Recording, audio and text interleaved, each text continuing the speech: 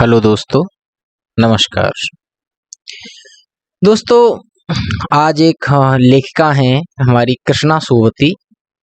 कृष्णा सोबती जो लेखिका हैं, उन्होंने एक बहुत अच्छी अपना संस्मरण लिखा है। एक तरह से संस्मरण हम कह सकते हैं, बचपन नाम से। कहानी भी कह सकते हैं कि बचपन की कई लोग। इसमें उन्होंने बताया है कि बचपन से आगे जवानी और बुढ़ापे तक क्या-क्या होता है और कैसा उनका पहनावा हुआ। बचपन में वो कैसे कपड़े पहनती थीं और अब वो कैसे कपड़े पहनते हैं। तो आइए इस पाठ को पढ़ते हैं। ये एनसीईआरटी क्लास का कक्षा 6 का दूसरा पाठ है, जिसका नाम है बचपन और जिसकी लेखिका हैं कृष्णा सोबती। तो आइए पढ़ते हैं, कहानी का आनंद लेते हैं। बचपन। मैं तुम्हें अपने बचपन की ओर ले जाऊंगी। मैं तुमसे कुछ इतनी बड़ी हूँ कि तुम्हारी दादी भी हो सकती हूँ, तुम्हारी नानी भी, बड़ी बुआ भी, मौसी भी। परिवार में मुझे सभी लोग जीजी कहकर ही पुकारते हैं। परिवार में क्या कहते हैं? इनको जीजी कहते हैं। हाँ, मैं इन दिनों बहुत कुछ बड़ा बड़ा यानी उम्र में सयाना महसूस करने लगी हूँ। शायद इसलिए कि पिछली शताब्दी में पैदा हुई थी। शताब्दी का मतलब यहाँ पे होता है बच्चों 100 साल। यानी जैसे अभी कौन सी शताब्दी चल रही है, यानी 100 साल पहले की बात होगी शताब्दी। तो पिछली शताब्दी यानी एक जो साल होती है 100 साल, जैसे 1901 से लेके 2000 तक एक शताब्दी हो गई। अब 2001 से लेके 3000 तक एक शताब्दी हो जाएगी। तो जो 2000 से यानी 2001 से जो पहले हुए हैं वो पिछली शताब्दी के हो गए। तो आगे मेरे पहनने ओढ़ने में भी काफी बदलाव आए हैं। पहले मैं रंग बिरंगे कपड़े पहनती रही हूँ। यानी पहले में क्या करती थी? रंग बिरंगे कपड़े पहनती थी। नीली, जामुनी, ग्रे, नीली, जामुनी, ग्रे, काला, चॉकलेटी। अब मन कुछ ऐसा करता है कि सफेद पहनो, गहरे नहीं, हल्के रंग। मैंने पिछले दशकों में तरह तरह की पोशाकें बदली। दशक क्या होता है? यानी 10 साल। 10 साल में तरह तरह की पोशाकें पहनी हैं। पहले फ्रॉक, फिर निकर, बॉकर, स्कर्ट, लहंगे, गरारे और अब चूड़ीदार और घेरदार कुर्ते। बचपन के कुछ फ्रॉक तो मुझे अब तक याद है। हल्की नीली और पीली धारी वाला फ्रॉक, गोल कॉलर और बाजू पर भी गोल कफ। एक हल्के गुलाबी रंग का बारीक चुन्नटों वाला घेरदार फ्रॉक, नीचे गुलाबी रंग की फ्रिल। उन दिनों फ्रॉक के ऊपर भी जेब में रूमाल और बालों में इतराते रंग रिबन का चलन था। लेमन कलर का बड़े प्लेटों वाला गर्म फ्रॉक, जिसके नीचे फर टंकी थी। 2 ट्यूनिक भी याद हैं, एक चॉकलेट रंग का और अंदर की कोटी प्याजी, दूसरा ग्रे और उसके साथ सफेद कोटी। कोटी यानी कोट।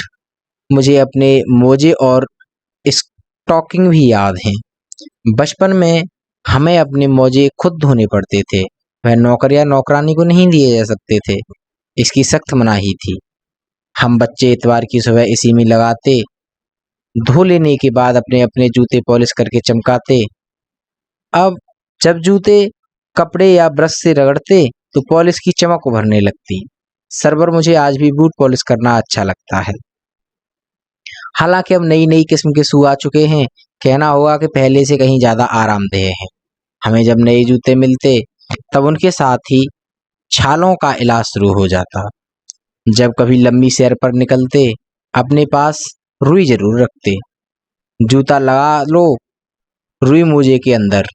हाँ, हमारे तुम्हारे बचपन में तो बहुत फर्क हो चुका है। ये यहाँ पे कह रही है कि आजकल के जो जूते थे वो क्या हो गए हैं, बड़े आरामदायक हो गए हैं। बड़े उसमें कोई जरूरत नहीं है, आराम से पैर लगाओ और चल दो।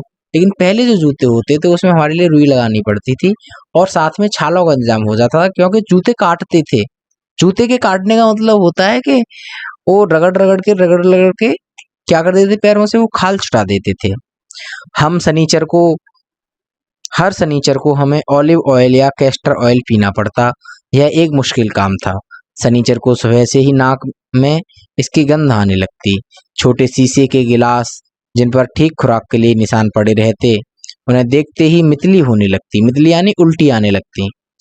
मुझे आज भी लगता है कि अगर हम ना भी पीते, वह शनिवारी दवा तो कुछ ज्यादा बिगड़ने वाला नहीं था। सेहत ठीक ही रहती।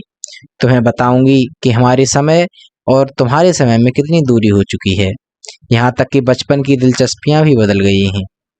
याद रहे, उन दिनों कुछ घरों में ग्रामोफोन थे, रेडियो और टेलीविजन नहीं थे। हमारे बचपन की कुल्फी आइसक्रीम हो गई है, कचौड़ी समोसा पेटीज में बदल गया है, सहतूत और फालसे और खसखस के शरबत कोक पेप्सी में। उन दिनों कोक नहीं, लेमनेड लेमनेड विमटू मिलती थी। शिमला और नई दिल्ली में बड़े हुए बच्चों को बैंगर्स और डेबिगो इस तरह की चॉकलेट और पेस्ट्री मजा देने वाली होती। हम भाई बहनों की ड्यूटी लगती शिमला मॉल से ब्राउन ब्रेड लाने की। ब्राउन ब्रेड क्या होता है? एक तरह का ब्रेड होता है जो आटे से बना होता है। हमारा घर मॉल से ज़्यादा दूर नहीं था, एक छोटी सी चढ़ाई और गिरजा मैदान पहुंच जाते। वहां से एक उतराई उतरते और मॉल पर कन्फेक्शनरी काउंटर पर तरह तरह की पेस्ट्री और चॉकलेट की खुशबू मनभावनी। हमें हफ्ते में एक बार चॉकलेट खरीदने की छूट थी। सबसे ज़्यादा मेरे पास ही चॉकलेट टॉफ़ी का स्टॉक रहता। मैं चॉकलेट लेकर खड़े खड़े कभी न खाती, घर लौटकर सैड बोर्ड पर रख देती और रात के खाने के बाद बिस्तर में लेटकर मजा ले लेके खाती। शिमला के काफल भी बहुत याद आते हैं, खट्टे मीठे, कुछ एकदम लाल, कुछ गुलाबी रस भरी कसमल। सोचकर ही मुंह में पानी उभर आए। चेस्टनट एक और गजब की चीज, आग पर भुने जाने और फिर छिलके उतार कर मुंह में। चने जोर गरम और अनारदाने का चूर्ण। हाँ, चने जोर गरम की पुड़िया तो तब थी, वह अब भी नजर आती है। पुराने कागजों से बनाई हुई इस पुड़िया में निरा हाथ का कमाल है। नीचे से तिरछी लपेटते हुए, ऊपर से इतनी चौड़ी कि चने आसानी से हथेली पर पहुंच जाएं। एक वक्त था जब फिल्म का गाना चना जोर गरम बाबू में लाई मजेदार, चना जोर गरम उन दिनों स्कूल के हर बच्चे को आता था। ये कौन सी पिक्चर का है? क्रांति पिक्चर का एक गाना है। कुछ बच्चे पुड़िया पर तेज मसाला बुरक आते, पूरा गिरजा मैदान घूमने तक यह एक पुड़िया चलती। एक एक चना पापड़ी मुंह में डालने और कदम उठाने में एक खास ही लय रफ्तार थी। छुटपन में हमने शिमला रिज पर बहुत मजे किए हैं, घोड़ों की सवारी की है। शिमला के हर बच्चे को कभी न कभी यह मौका मिल ही जाता था। हम जाने क्यों घोड़ों को कुछ कमतर करके समझते, उन पर हंसते थे। ननिहाल के घोड़े खूब हष्टपुष्ट और खूबसूरत।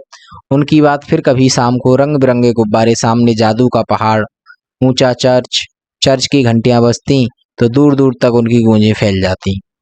लगता इसके संगीत से प्रभु यीशु स्वयं कुछ कह रहे हों। सामने आकर सूर्यास्त हो रहा है। गुलाबी सुनहरी धारियां नीले आसमान पर फैल रही हैं।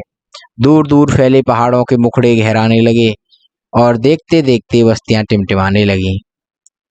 रिज पर की रौनक और माल की दुकानों की चमक ने भी क्या कहने। स्कैंडल पॉइंट की भीड़ से उभरता कोलाहल। सर्वर स्कैंडल पॉइंट के ठीक सामने उन दिनों एक दुकान हुआ करती थी, जिसके शोरूम में शिमला कालका ट्रेन का मॉडल बना हुआ था। इसकी पटरियां, उस पर खड़ी छोटे छोटे डिब्बों वाली ट्रेन, एक और लालटीन की छत वाला स्टेशन और सामने सिग्नल देता खंबा, थोड़ी थोड़ी दूर पर बनी सुरंगें। पिछली सदी में तेज रफ्तार वाली गाड़ी वही थी। कभी कभी हवाई जहाज भी देखने को मिलते। दिल्ली में जब भी उनकी आवाज आती, बच्चे उन्हें देखने बाहर दौड़ते। देखता एक भारी भरकम पक्षी उड़ा जा रहा है, पंख फैलाकर, यह देखो, और वह गायब। उसकी स्पीड ही इतनी तेज लगती। हाँ, गाड़ी के मॉडल वाली दुकान के साथ एक और ऐसी दुकान थी जो मुझे कभी नहीं भूलती। यह वह दुकान थी जहाँ मेरा पहला चश्मा बना था। वहाँ आंखों के डॉक्टर अंग्रेज थे। शुरू शुरू में चश्मा लगाना बड़ा अटपटा लगा।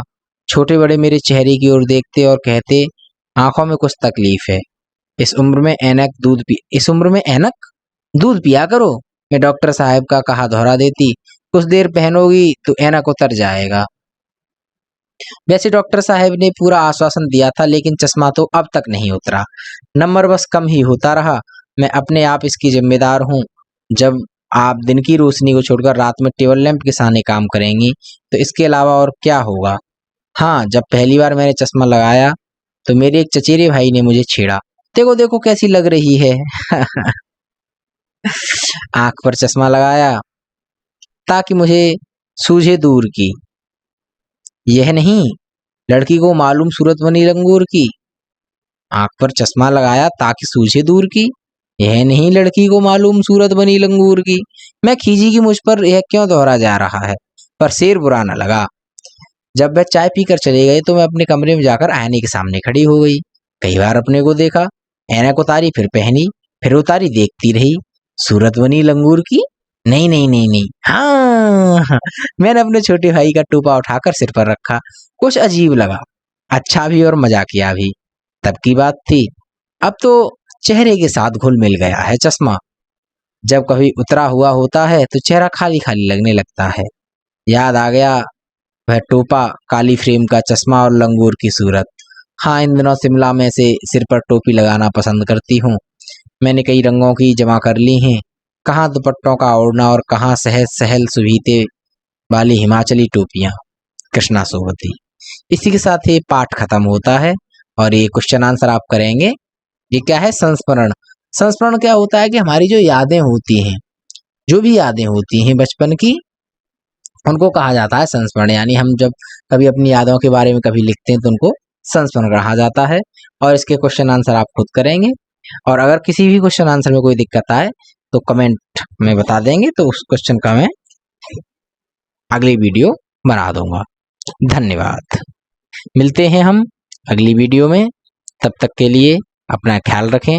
चैनल को सब्सक्राइब करें, लाइक करें और वीडियो को शेयर ज़रूर करें। धन्यवाद।